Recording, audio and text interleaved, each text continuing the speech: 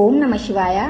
ధవళేశ్వరం బ్యారేజీ నిర్మించిన కాటన్ దొరగారికే తన మహిమను చూపిన శివాలయం గురించి మీకు తెలుసా? ఈ ఒక్క శివలింగం దర్శించుకుంటే చాలు భీమఖండంలోని 108 శివలింగాలు దర్శించుకున్న పుణ్యఫలం దక్కుతుందని శ్రీనాథుడు రచించిన భీమఖండంలోని 383వ పేజీలో ఉంది. ఈ శివాలయం అంబేద్కర్ కోనసీమ జిల్లా ఆలమూరు మండలం మూలస్థాన గ్రామంలో స్వయంభుగా వెలిసిన శ్రీ ఉమామూలేశ్వర స్వామి వారి ఆలయం.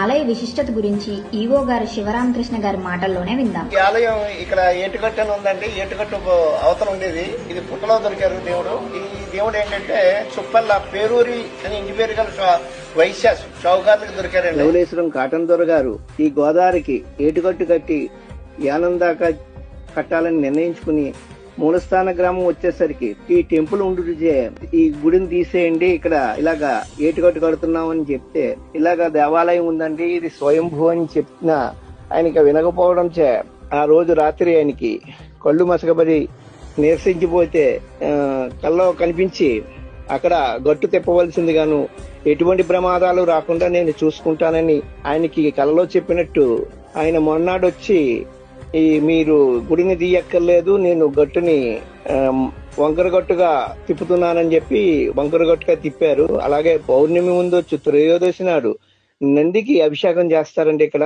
అదే విశేషం. శ్రీ ఉమామూలేశ్వర స్వామి వారు ఇక్కడ స్వయంగా వెలిచారు. అందుచేతనే ఈ మూలస్థానం అనే గ్రామం వెలిచింది. స్వామివారిని 11 సోమవారాలు వరుసగా దర్శించుకుంటే కోరిన కోరికలు తీరుతాయని భక్తుల నమ్మకం.